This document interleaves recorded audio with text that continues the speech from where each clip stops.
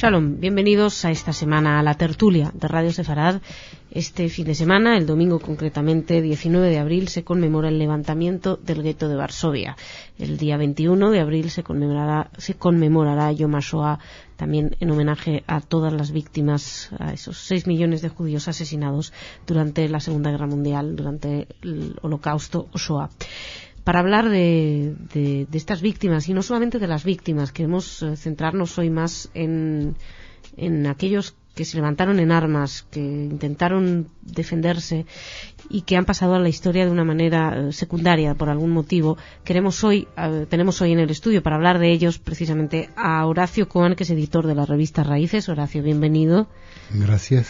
Y a Jorge, que es un experto en partisanos judíos. De hecho, editaste un libro al respecto, Jorge. Disco, bienvenido. Unos programas para Radio Sefarad, un especial. Bueno, sí, una serie de programas que se hicieron aquí. Quería preguntaros,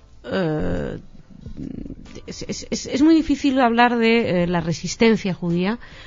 En primer lugar, es difícil porque parece como que no hubiera tenido lugar. Cada vez que hablamos de la historia de la Shoah, se nos habla de una serie de personas llevadas a ser exterminadas, asesinadas, y se obvia que hubo resistencia. Nosotros no la vemos. Existió, esta resistencia. Probablemente el gueto de Varsovia, el levantamiento, es el símbolo de esta resistencia, por eso se ha elegido este día. ¿Fue realmente algo considerable, o podemos decir que fue una minoría quienes se atrevieron a levantarse o quienes pudieron levantarse? De hecho, sí, fueron una minoría. Pero antes hagamos una aclaración al respecto. Antes de que Yom HaShoah en buena parte del mundo sea el 27 de enero, conmemoración de la liberación del campo de Auschwitz por los aliados, siempre Yom HaShoah se recordó, se conmemoró a finales de abril, coincidiendo efectivamente con el levantamiento del gueto de Varsovia.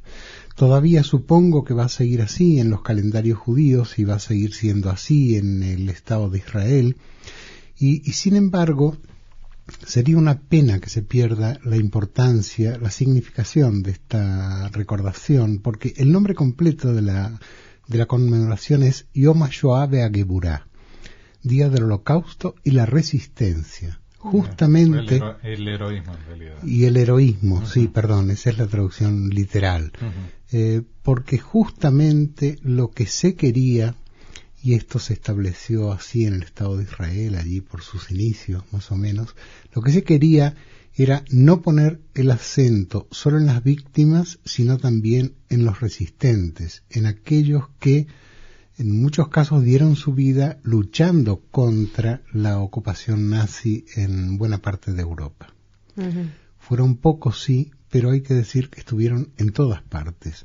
Y se recuerda mucho, sí, el levantamiento del gueto de Varsovia, sin duda paradigmático de todos los que hubo, pero también los hubo en otros guetos. Hay que decir que en Vilna, que decir que en fin, no recuerdo los nombres ahora, pero sí hubo sublevaciones, acciones de resistencia en los guetos, pero sobre todo, y esto es lo más interesante, en el campo. El caso de los partisanos que lucharon dentro del frente alemán prácticamente, o en la retaguardia del frente alemán, o allí donde pudieron, en los bosques, muchas veces unidos a otros movimientos de resistencia nacionales, como en el caso de Polonia, o como fue el caso de Ucrania, y otras veces hasta traicionados por estos movimientos y teniendo que hacerlo solos. Pero sí hubo casos muy significativos de lucha y resistencia. Jorge, en tu opinión, el hecho de que estos casos sean contados, aunque fueran significativos, como dice Horacio, pero contados minorías, ¿es por el hecho del desconocimiento de lo que estaba pasando realmente? Porque, bueno, ahora todos sabemos lo que eran esos campos, pero los judíos no sabían dónde los llevaban. No, evidentemente, incluso dentro de los propios campos de exterminio, hasta el momento que no entraba la pastilla de ciclón del gas, la gente no sabía y querían no creer lo que sospechaban, pero que nadie les podía confirmar eso.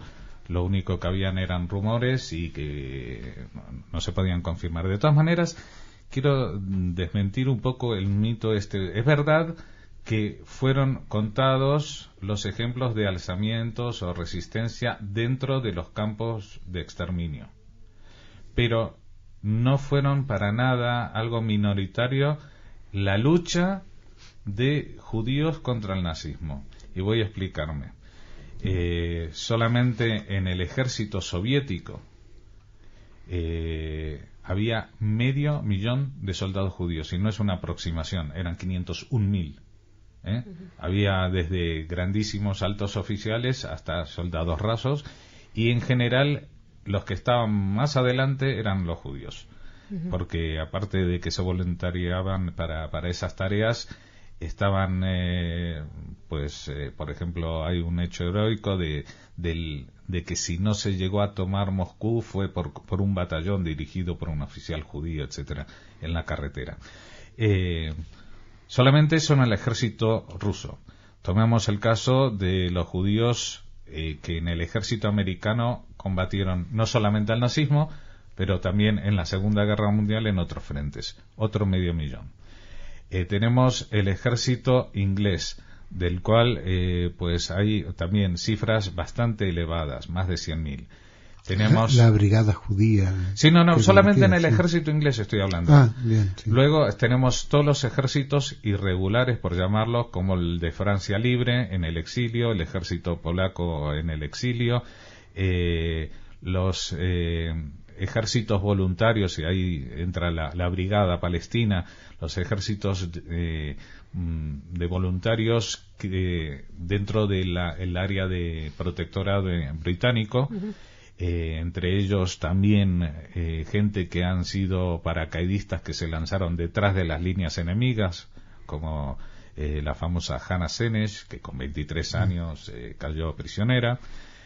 Tenemos que sumar a esto los 20.000 a 40.000 partisanos que combatían en los bosques, muchas veces, como decía Horacio, no solamente contra el enemigo del nazismo, sino contra los otros grupos partisanos que, por ejemplo, en zonas como Lituania eran tremendamente antisemitas, y que no solamente que no les ayudaban, sino que simplemente les robaban todo lo que tenían o los mataban. Sí, hubo unos pocos casos en Polonia donde Coalición y el Bund, por ejemplo, tenían sus formaciones de partisanos que lograron llegar a algún acuerdo con la resistencia polaca, pero tras superar muchísimas dificultades, y al final de la guerra prácticamente.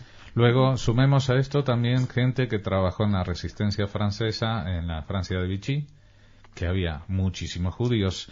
Y entonces, citando a un historiador, se llama Henry Bulavko, se llega a una cifra que es 1,5 millones de soldados judíos en la Segunda Guerra Mundial.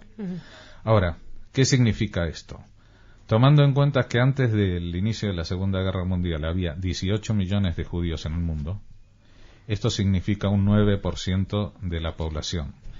Si a ellos quitamos los que han sido deportados, a las mujeres, niños y ancianos, y aquellos que pertenecían a países no beligerantes, por ejemplo en Latinoamérica, pues nos quedamos con una proporción que asombra. Entre el 30 y 40% de los judíos del mundo que podían y estaban en edad, estaban combatiendo al nazismo.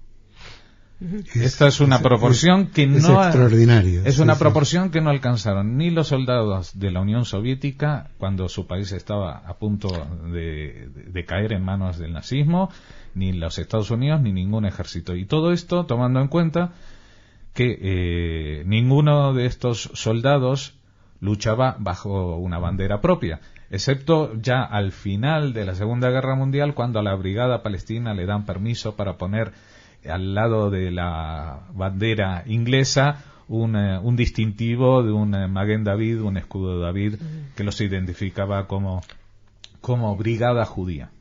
Hasta ese entonces cada uno de ellos luchó, incluso dentro de los partisanos mucha gente que estaba en grupos partisanos soviéticos luchaban con un alias, porque no querían que sus compañeros supieran que él era judío, y recién al final de la guerra se supieron estas historias. Me imagino que también a todos ellos hay que sumar, se me ocurre pensar en los judíos de las brigadas internacionales, el 20% de las brigadas internacionales que vinieron a combatir contra el fascismo en España, pero que era una manera de adelantarse a los acontecimientos, y los muchos que estarían en la retaguardia, que a lo mejor no podían ir al frente, pero que cosiendo mantas para el frente, que sí que también una manera de ayudar, ¿no? Cada uno a su manera.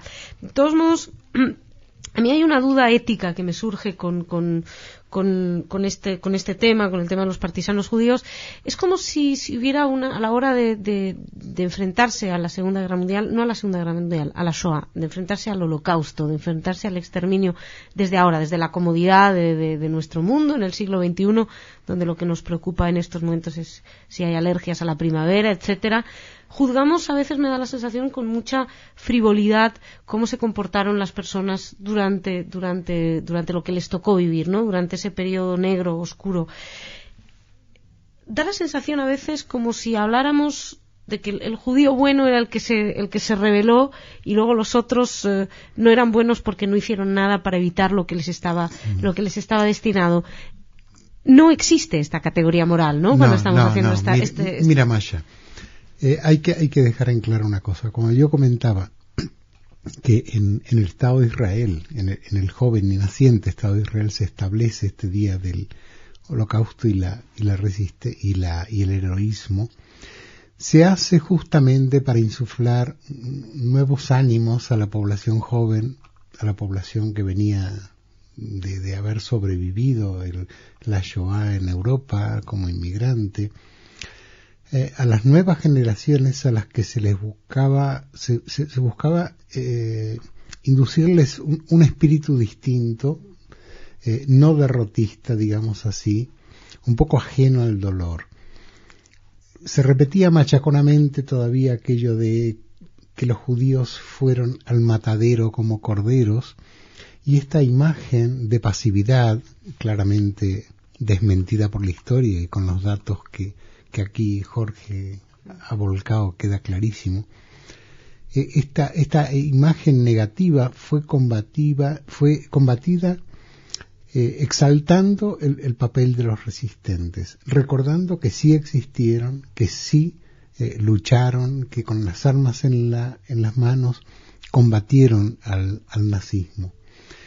Sin embargo, en los últimos años, ya pasada esta etapa en el propio Estado de Israel, donde no necesita erigir heroísmos más allá de los que ya se tienen, en los cursos que se imparten sobre la Shoah, por ejemplo en Yad Vashem, se ha extendido el concepto de resistencia mucho más allá de la lucha armas en mano de los partisanos o de los resistentes en los guetos. Hoy el concepto de resistencia es mucho más amplio, pues se entiende que fueron muchísimos los judíos que con pequeños actos a veces de resistencia pusieron cara al enemigo y se jugaron la vida, de hecho entregaron la vida. Actos de resistencia que hoy podemos considerar mínimos, pero que significaban una expresión de enorme heroísmo en el momento en que se manifestaban. Y no era necesario lanzarse a los bosques con las armas en las manos. Desde las acciones clandestinas que se hacían en el interior de los guetos y a veces en el propio interior de los campos, por ejemplo, ahora mismo recuerdo una investigación que presentó mi esposa Mirta Maidana en un congreso de la Universidad de Granada sobre la resistencia en el teatro y la música, cómo se buscaba que esta fuera expresión de dignidad y reafirmación de su dignidad humana, y muchas veces montar un espectáculo teatral de forma totalmente clandestina significaba poner en riesgo la vida de todos los que allí participaban y hasta de quienes asistían como espectadores a él. esto también era un acto de resistencia, esto también fue una manifestación de lucha y se dio en todos los órdenes. Si ampliamos el concepto, siendo justos, a todas estas manifestaciones, ya no podemos hablar de expresiones minoritarias, ya estamos hablando de una verdadera oleada de reacción y rechazo a las circunstancias tan crueles y tan tremendas que se vivían bajo el yugo nazi. Sí, yo justamente con lo que estaba diciendo Horacio, se nota en los 61 años de existencia del Estado de Israel una especie de cambio de tendencia en esta glorificación, por llamarlo de alguna manera. Durante los primeros años, a partir de los años 60, cuando ya está construido el Museo del Holocausto de Yad Vashem en principio es un sitio de visita de personalidades extranjeras. Y a Yad Vashem no va casi nadie de Israel. Es como un sitio, no que estuviera prohibido, pero era como un tabú volver a rememorar todo lo que fue el Holocausto en su versión más trágica. Y siempre los actos conmemorativos del día de la Shoah se realizaban en el pequeño museo de la resistencia judía en el Kibbutz Lojamei HaGetaot, que quiere decir justamente los luchadores del gueto, donde habían supervivientes de gran talla que participaron junto a Mordejai Anilevich en la sublevación, ¿no? Como Tzivia Lubetkin. Y en el transcurso de estos años, Yad Vashem ha ido cobrando protagonismo no solamente a nivel internacional, sino a nivel interno. No solamente que se ha remozado arquitectónicamente. Sí. Hoy van los soldados, van los estudiantes. Exacto. Antes, te puedo decir que hace 20, 30 años, los soldados no pasaban por Yad Vashem. La gente israelí rehuía el tema y tú sabes que hasta hace muy pocos años mucha de la gente con derecho a remuneraciones económicas por lo perdido durante el Holocausto ni siquiera se atrevían a pedirlo en voz alta porque les parecía como que no había que destapar ese tema, no había que hablar de eso, era tan trágico que no había que mencionarlo. No se hacían películas, no se hacía teatro, no se hacía nada. Sí, más o menos hasta los años 70, ¿no? Es cuando empieza a venir la recuperación de la memoria. Sí, pero hay que decir que concretamente la conmemoración del levantamiento del gueto de Varsovia era una celebración absolutamente diaspórica, enormemente importante en las comunidades judías, fundamentalmente ashkenazíes de la diáspora. Era una celebración unitaria donde la totalidad de las organizaciones, asociaciones, entidades laicas, culturales y religiosas confluían en un gran acto único. Yo recuerdo de mi juventud en Buenos Aires que el mayor espacio de la ciudad, el mejor teatro o un gran espacio de celebraciones era el punto donde se conmemoraba esta fecha con una asistencia multitudinaria y era prácticamente la única gran recordación judía pública del año que se hacía. No solo en esta comunidad que yo he conocido, la de Buenos Aires, sino lo sé, se ha hecho también en Francia, en muchos otros sitios, ¿no? Pero ¿no creéis que esta necesidad, estabais destacando en Israel, es el día del Holocausto y del heroísmo, esta necesidad de subrayar los actos de heroísmo, los actos de defensa, de levantamiento, no tienen que ver también de alguna manera con esa especie de hombre nuevo, de judío nuevo que quiso construir Israel cuando se fundó? Exactamente, a eso apuntaba yo. Hubo una primera etapa, la etapa de consolidación del Estado después de su creación, en que se consideraba de primer orden insuflar una nueva mentalidad no galútica, se decía fundamentalmente, una nueva actitud ante la vida, y tomaban el ejemplo de los luchadores, ¿no? Es así. Por eso yo insistía, por eso insisto ahora, por eso os preguntaba antes, si no cometemos el error a veces de establecer categorías superiores e inferiores en función de si hubo defensa o no hubo defensa. El judío que se defendió, el judío que se levantó y el judío que, como usamos esa imagen acostumbrada de que se dejó llevar al matadero. Bueno, y la sublevación de los Sonderkommando en Auschwitz-Birkenau, por ejemplo. Es decir, hubo muchos ejemplos importantes, aún en las peores condiciones que uno puede imaginar. Imagínate Auschwitz-Birkenau. Los Sonderkommando, que eran los judíos que trabajaban en las cámaras directamente, en la liquidación. Ellos se sublevaron, se rebelaron y todos entregaron su vida en esta rebelión, ¿no? Pero yo pregunto por aquellos que no lo hicieron. Yo creo, vamos a ver, los que no lo hicieron, yo no, vamos a ver, desde mi punto de vista no hay ningún desdén hacia esa gente. Pero lo que sí hay una necesidad de investigar y saber cómo fueron las cosas. Y cada vez que se desempolva otro testimonio, lo que sea, te das cuenta de que no hubo entrega, o sea, que no hubo entrega en ningún momento. Cuando venían las razias, los que se presentaban eran los viejos y los jóvenes estaban todos escondiéndose, huyendo por las alcantarillas o organizándose de la manera que fuese. Una simple acción de contrabando, un pan para mantener con vida un día más a una familia, era una acción de resistencia arriesgadísima. No, y luego, se jugaban la vida. Y luego, incluso entre la gente mayor, o sea, hay casos documentados de dirigentes, incluso religiosos, que en el momento del transporte, de que los van a subir al tren, y que se enteran de que su destino es un campo del que se dice que es un campo de exterminio, pues ofrece una resistencia pasiva. ¿Qué quiere decir una resistencia pasiva? Yo no subo el tren.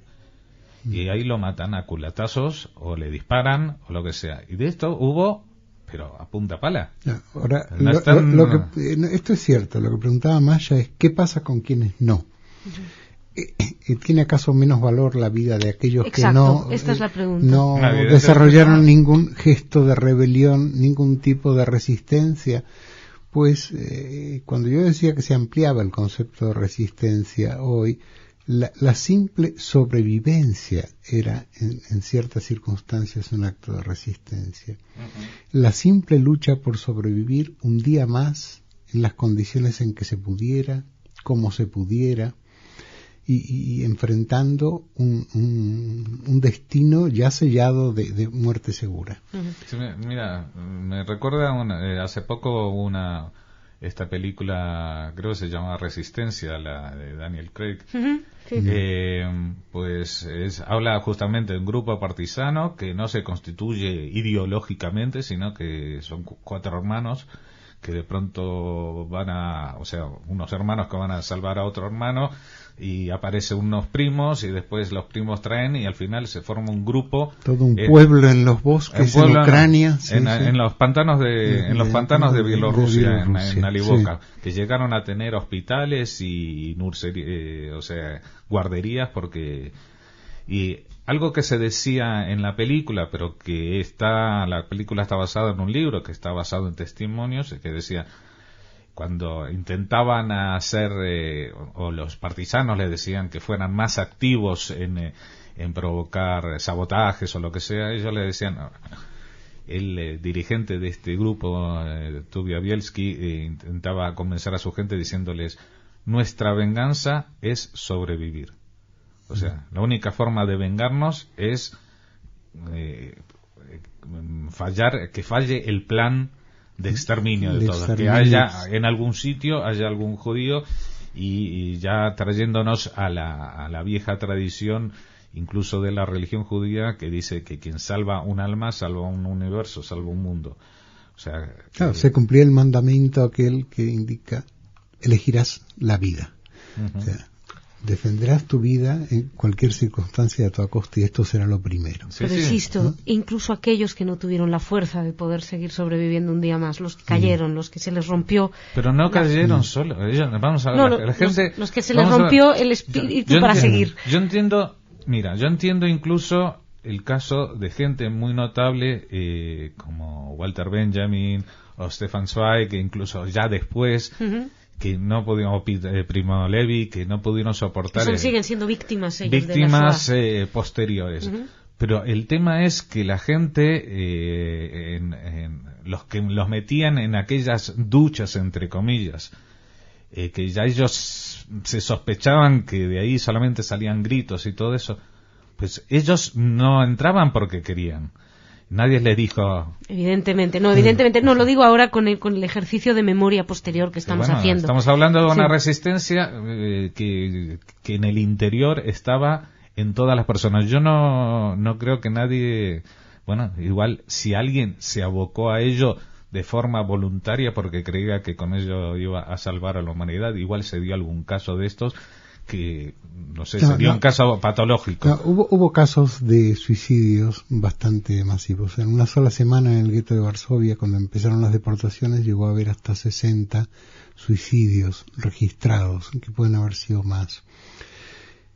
Fundamentalmente gente mayor que ya no se sentía con fuerzas para soportar la deportación, la concentración en la plaza en que los concentraban allí en el gueto, y luego esperando los trenes, a veces días o semanas, en condiciones espantosas de salud, el hambre, el frío y demás. Mucha gente que se quitó la vida.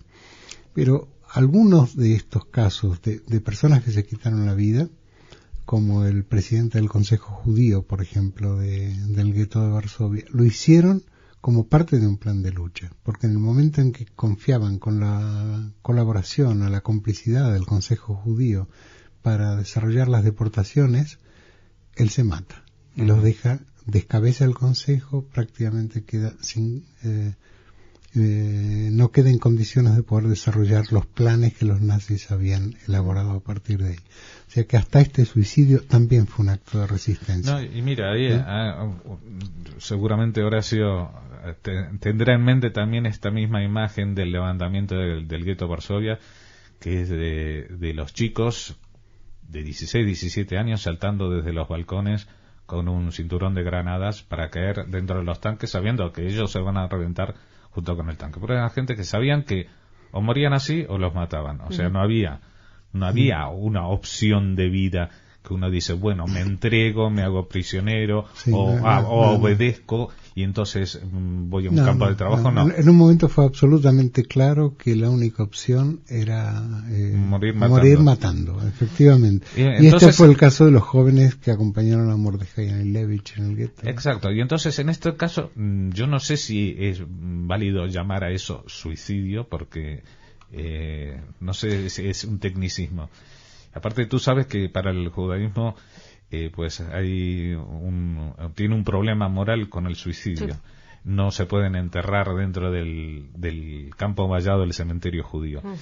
Y para ello muchas personas alegan que los que se suicidan en realidad en ese momento pierden el control de sí mismos y no son responsables de sus actos, y por lo tanto su alma no es la que realmente se suicida, sino que es otra posesión diabólica, digamos, la que toma parte allí.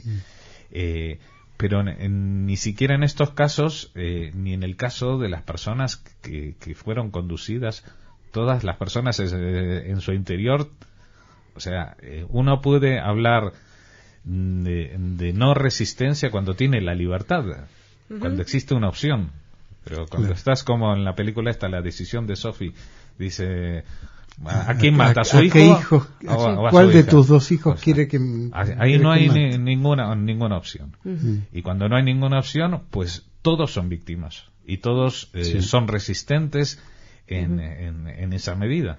Sí, de todas formas, por esto es que yo creo que está muy bien recordar a los que lucharon, a los que combatieron, fueron héroes, pero en aquel momento Europa se llenó de héroes anónimos muchas veces, que ¿Cómo podemos definir, por ejemplo, la actitud de un Janusz Korczak, que cuando le obligan a deportar su residencia de niños, el orfanato que tenía de niños judíos en el gueto, se pone la cabeza y va con ellos sabiendo que va a la muerte? ¿Le podemos calificar a esto de suicidio? Evidentemente no, es un acto de generosidad suprema. Todos estos pequeños gestos yo creo que son los que merecen el mayor de los homenajes, y no solo aquellos que en algún momento se lanzaron a los bosques a luchar o saltaban por los tejados de los edificios en los guetos, ¿no? Solo una cosa, Maya. Volviendo al inicio del inicio, cuando Horacio mencionaba la fecha del 27 de enero, que en las Naciones Unidas se declaró como Día del Holocausto, Día Internacional del Holocausto y la memoria del Holocausto y prevención de los crímenes contra la humanidad. Que me parece muy bien que haya un día. Pero donde los aliados se homenajean a sí mismos. Claro, pero es que entre otras cosas porque los aliados no liberaron Auschwitz. En Auschwitz ya no quedaba nadie más que los judíos famélicos que no podían resistir caminar para salir de ahí. Los alemanes no estaban, no dispararon una sola bala. Durante toda la Segunda Guerra Mundial, a pesar de que los servicios de inteligencia tenían noticia de la existencia de los campos de exterminio y concentración, solo en una ocasión se bombardeó un campo de exterminio en los 5 años. También bombardearlos con judíos dentro es también pues delicado, eso, pero bueno, es otro. Lo que se pedía era bombardear las vías férreas que conducían al campo. Sí, tampoco. Pero esto tampoco se logró. Pero este es otro debate, esto es otra tertulia. Desde aquí propongo que algún día las Naciones Unidas lo muevan a un día en abril, que tendría mucho más sentido. Bueno, sí. queda esta propuesta, y sobre todo quiero agradeceros, queda el recuerdo, el homenaje, la conmemoración a esas víctimas, a quienes resistieron, a quienes fueron héroes y a quienes no tuvieron la fuerza de serlo también, a los que hicieron grandes gestos y a los que hicieron esos gestos pequeñitos de los que hablabais.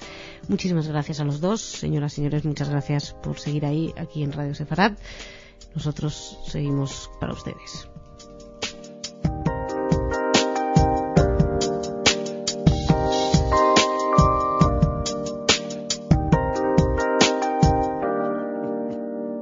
Thank you.